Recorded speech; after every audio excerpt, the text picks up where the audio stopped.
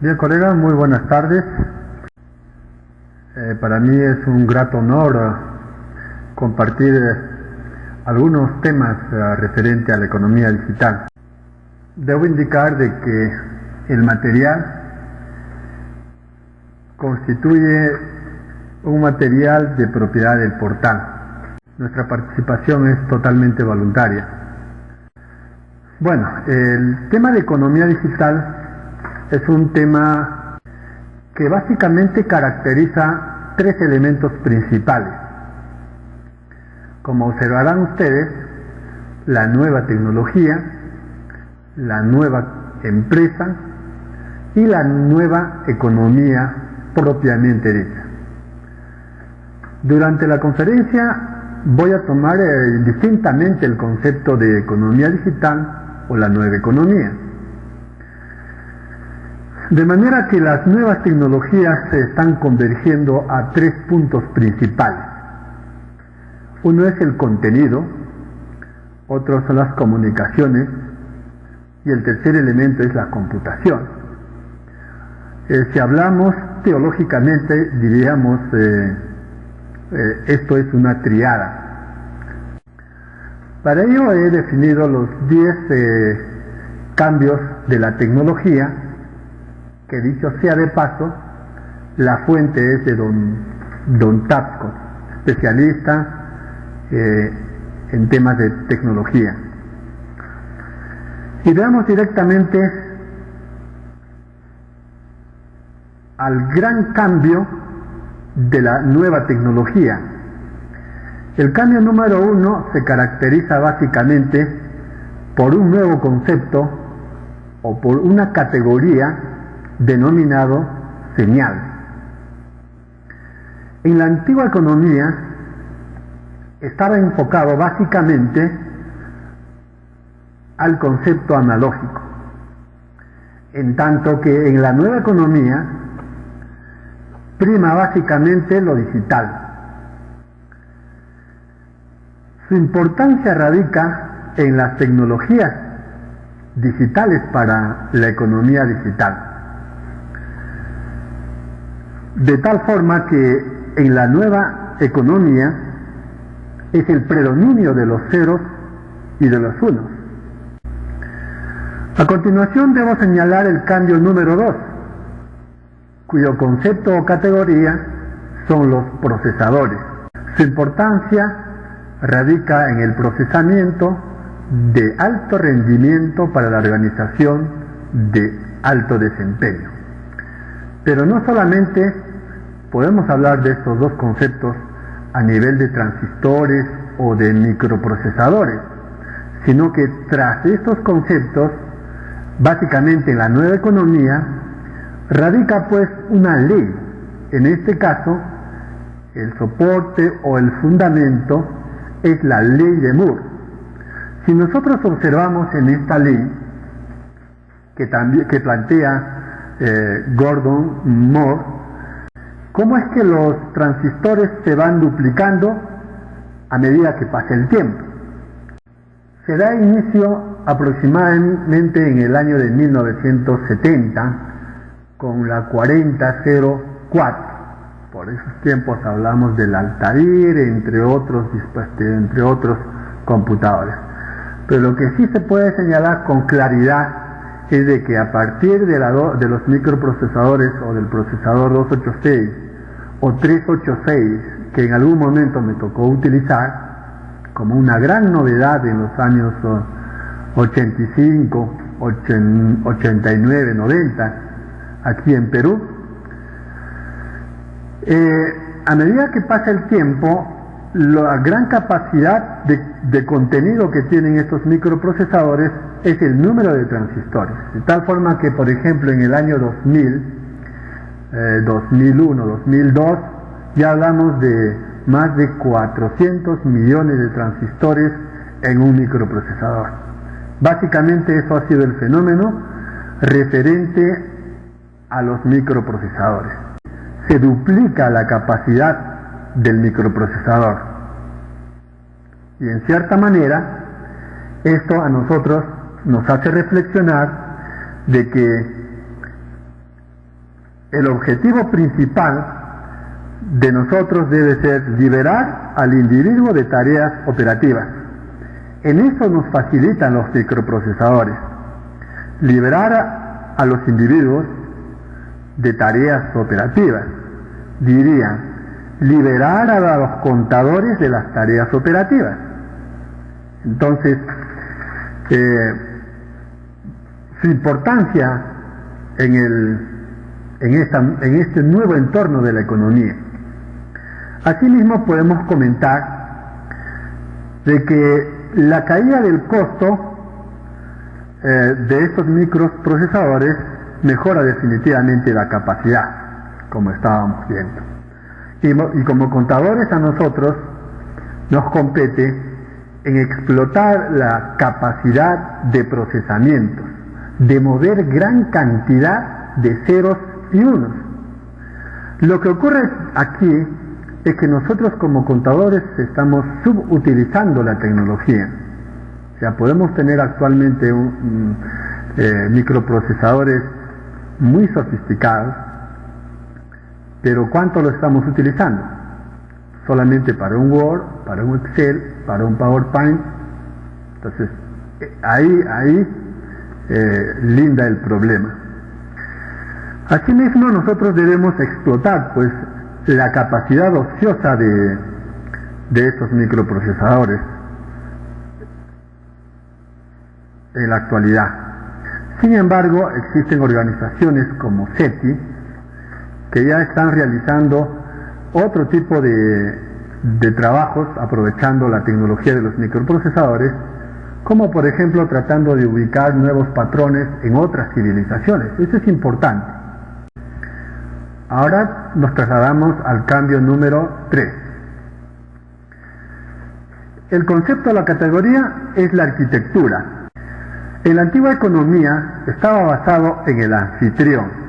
Entonces todo estaba centralizado y no había ninguna opción a que ésta sea distribuida. Ok, Luis. En tanto que en la nueva economía ya hablamos de otra tecnología que es cliente-servidor. Por ejemplo, en la plataforma que estamos es un buen ejemplo. La plataforma de cursos online también es otro muy buen ejemplo referente a nuevas aplicaciones cliente-servidor. Su importancia radica pues que la computación cliente-servidor para la dinámica organización de servicios cliente-consumidor. La red se convierte en computador. La empresa se convierte en red. Cambio número 4. El concepto en este cambio es la capacidad de la red. En la antigua economía, el escenario de la trayectoria de banda estrecha se traslada hacia la nueva economía a la autopista de la información. En esta imagen, por ejemplo, observamos el cable UTP, que sin lugar a dudas en su momento tuvo su gran auge, pero que ese momento corresponde a la antigua economía. En tanto que en la nueva economía ya se habla de una autopista de la información.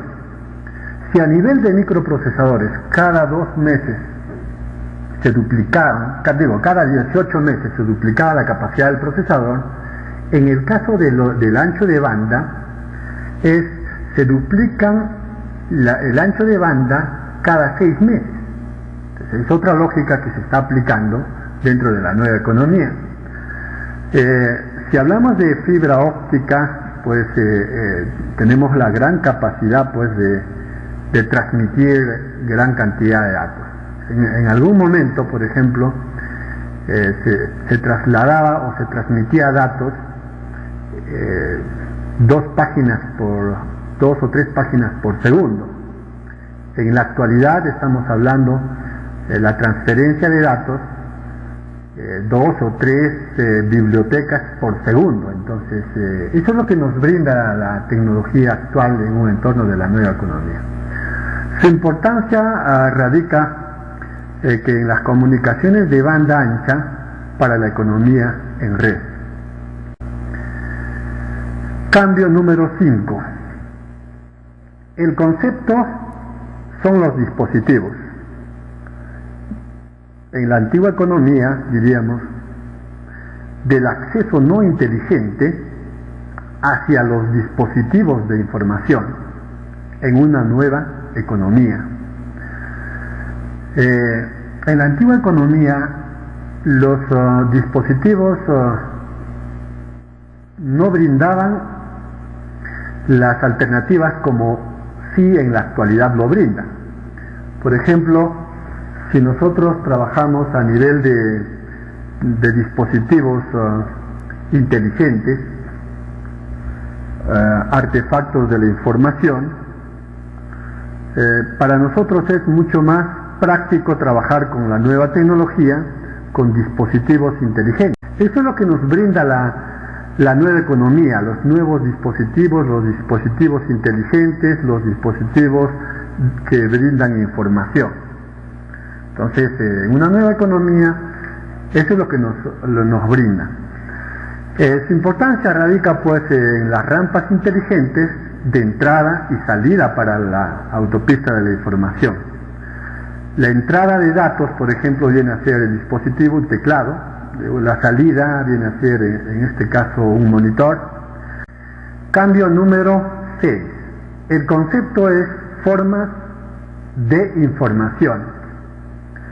En la antigua economía, como observamos en las imágenes, en la antigua economía, nosotros observamos estos elementos como datos, textos, voz e imagen, pero totalmente dispersos. Eso es lo que caracteriza a la nueva economía, a la antigua economía, en tanto que la nueva economía se caracteriza básicamente por integrar estos 4 elementos, y estamos hablando de un nuevo concepto denominado la multimedia. Su importancia radica en la multimedia interactiva para comunicaciones humanas completas. Vean, lo importante de este gran cambio tecnológico. Eso es porque en la antigua economía, pues la tecnología ha presentado una cierta inmadurez. A continuación, veamos el cambio número 7. Aquí hablamos de un concepto que viene a constituir sistemas. Aquí lo que debemos diferenciar es sobre una cosa es sistema y otra cosa es aplicaciones. Por ejemplo, en aplicaciones podemos hablar sobre aplicaciones de ventas, aplicaciones de contabilidad y otras aplicaciones. Tanto el sistema tiene otra connotación. En la antigua economía, este sistema era propietario, en tanto que en la nueva economía es totalmente abierto.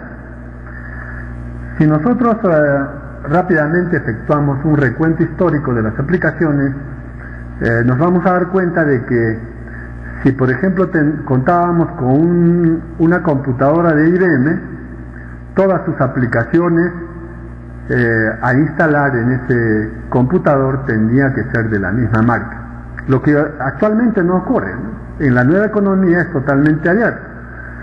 Podemos utilizar infraestructura de un proveedor A, aplicaciones de muchos otros proveedores, de tal forma que hay una orientación hacia la estandarización de los sistemas, pero bajo el contexto de que la presión y la exigencia de los clientes, que al final son los jueces finales. Su importancia: son sistemas abiertos para un mundo abierto, es decir, para un mercado totalmente abierto, y dicho sea de paso, muy exigente. Cambio número 8. El concepto constituye redes. De la antigua economía, que las redes no eran inteligentes, a las redes inteligentes en una nueva economía. Ejemplo, en la nueva economía se trabaja con agentes. Un buen ejemplo viene a constituir Copernic.com. Copernic.com tiene un agente buscador de información. Por ejemplo, yo deseo buscar economía digital. Entonces, este agente se va a encargar con un conjunto de motor de búsqueda que incluyen más de 15 buscadores, buscar permanentemente todo el día, las 24 horas del día, los 365 días del año, buscar en todos los servidores de la red referente a este concepto de economía digital. Por ejemplo, ese agente nos brinda grandes facilidades en nuestra actividad profesional. Mientras el agente busca, nosotros podemos dedicar a otro tiempo al tema que mejor manejamos. Eso no nos brindaba en la antigua economía. Su importancia radica de que los hipermedia, los hipertextos, permiten que su agente navegue a través de la red. Cambio número 9, sí. El concepto es desarrollo del software.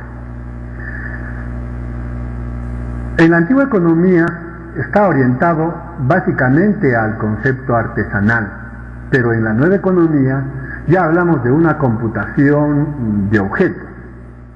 Por ejemplo, UML, o Rational Rows, tecnologías totalmente orientadas hacia objetos. ¿Pero por qué? Porque en la antigua economía el concepto de persona, por ejemplo, era visto desde el punto de vista artesanal y que no era posible su reutilización. En cambio, esta clase de persona en la nueva economía, en lo que viene a ser computación orientada a objetos, sí se puede reutilizar para muchas aplicaciones, no solo para uno. Su flexibilidad, su nivel de estandarización ha permitido que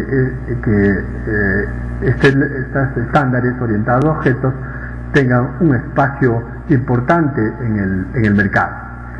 Su importancia es el software rápidamente desplegable para un mundo rápidamente cambiante. Y finalmente el cambio número 10. El concepto es la interfaz. La interfase es la zona o el espacio entre el usuario y el computador. En este caso, ese espacio es denominado la interfaz.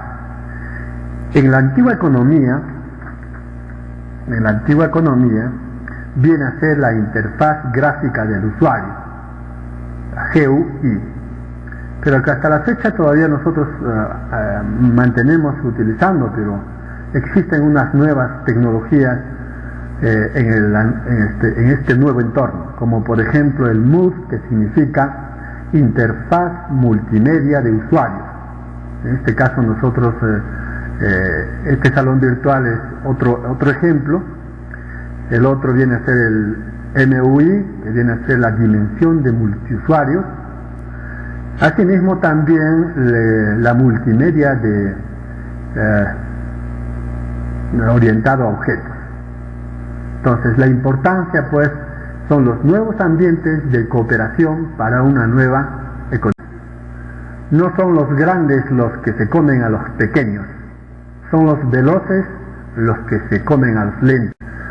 Muchísimas gracias, voy a ceder el micro para intercambiar y compartir algunas interrogantes y preguntas. Bueno, en primer lugar, mis felicitaciones por la magnífica exposición que has hecho de la conferencia. Y en segundo lugar, pues decirte una cuestión. Cuando uno usa las nuevas tecnologías, nos encontramos muchas veces con que, por ejemplo, si yo estoy dictando una clase en la universidad, que por ejemplo tengo dos grupos del mismo curso y de la misma asignatura, bueno, pues si una la imparto por la mañana, la de por la tarde no la doy exactamente igual. Y no la doy exactamente igual Bueno, pues porque hay cosas que a lo mejor reflexiono después de haber dado la clase, de que no me ha quedado bien explicado, he visto que los alumnos no han llegado a captar bien las ideas, y también por las caras o por las realizaciones o las expresiones o las preguntas, la interrelación en definitiva que se tiene con los alumnos. Entonces, sí es verdad que hay cosas que se pueden maquetar, poner en conserva y luego exponerla directamente. Pero realmente hay que llegar a un equilibrio entre lo que es la clase magistral, en la cual el profesor expone y el alumno escucha, en la cual no hay ningún tipo de interrelación ahí, que es esa parte evidentemente es perfectamente grabable, y luego hay otra que se puede, digamos, de hacer una relación más personal. Si fuera exclusivamente en maquetar y demás, pues evidentemente sobraríamos el 99% del profesorado que hay. Sí, el perro me estaba diciendo que estaba perfectamente de acuerdo con mi exposición, ¿eh? O sea que esos ladridos son de que sí, de que está perfectamente de acuerdo. Bueno, ¿qué ocurre con esto? Que hay muchos profesores, como he dicho anteriormente, que dicen, es que yo tengo mucha experiencia dando clases, y siempre surgen unos papeles ya mohosos, arrugados y demás, que saca un poco así de soslayo y los mira, y son los que dio en la primera clase.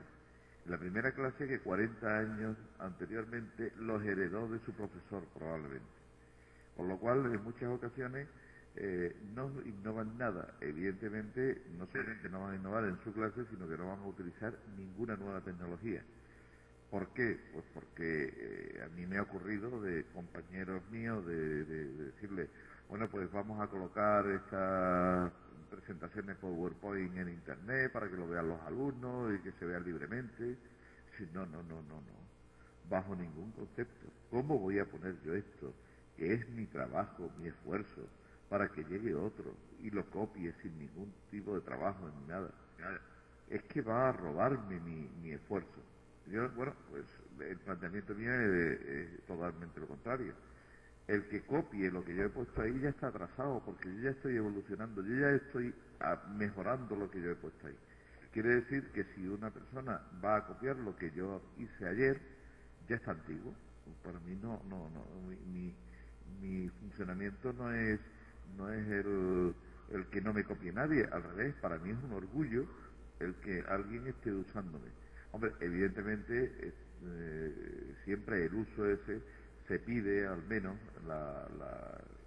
digamos la deferencia de hacer referencia a la procedencia de cuál es la fuente, ¿no?, del tema. Pero si no lo hace, pues nada, perfecto, sin ningún tipo de problema.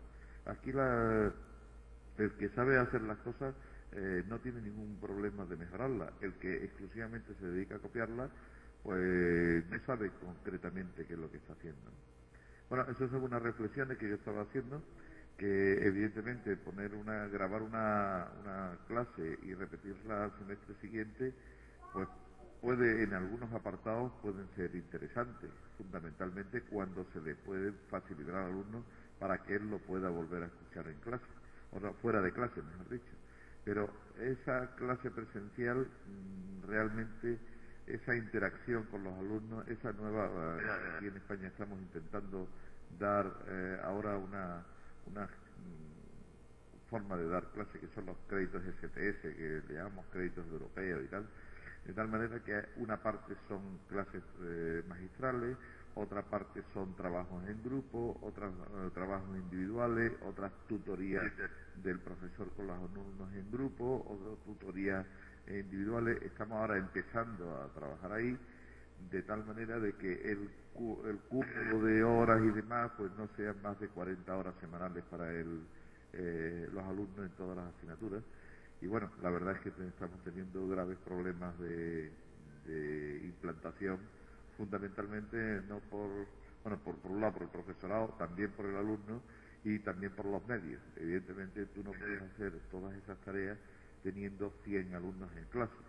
Entonces, en algunos grupos, pues yo ahora ya no llego a los 100 alumnos en clase, gracias a Dios se ha reducido el número, pero de todas formas teniendo 40 o 50 alumnos en clase es muy difícil hacer un seguimiento individualizado y personalizado.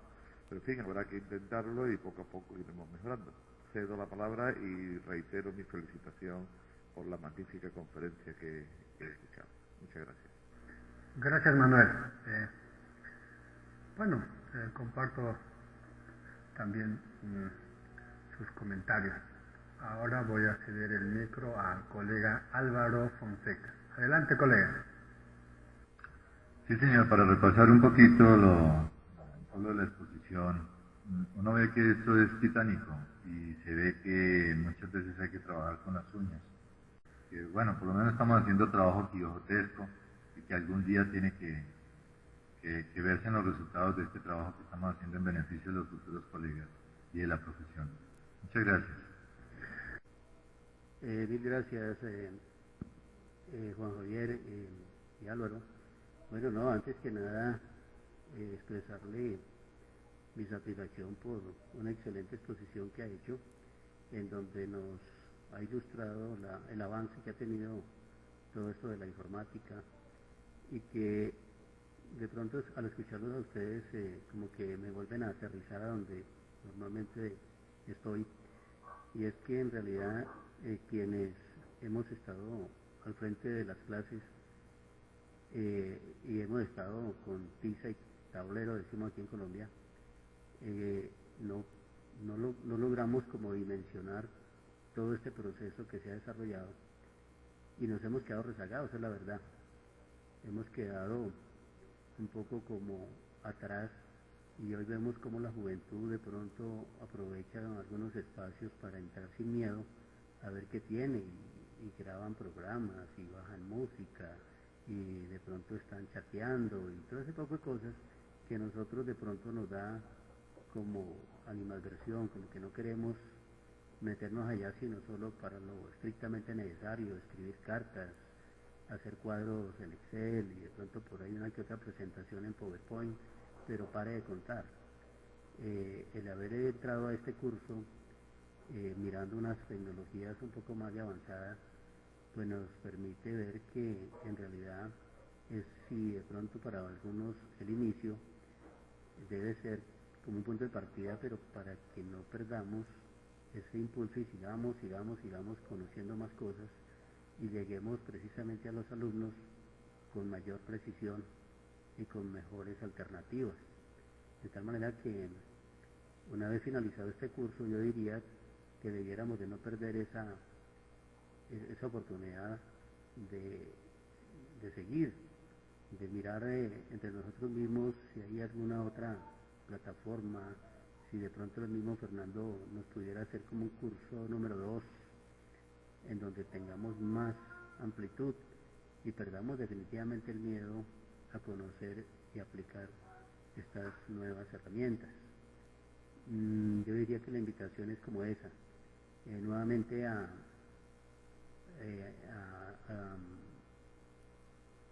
Juan Javier. Su exposición ha sido muy interesante y de verdad que un aplauso para usted. Los demás compañeros, pues que continuemos investigando y mirando sobre estas tecnologías. Le cedo la palabra a Juan Javier.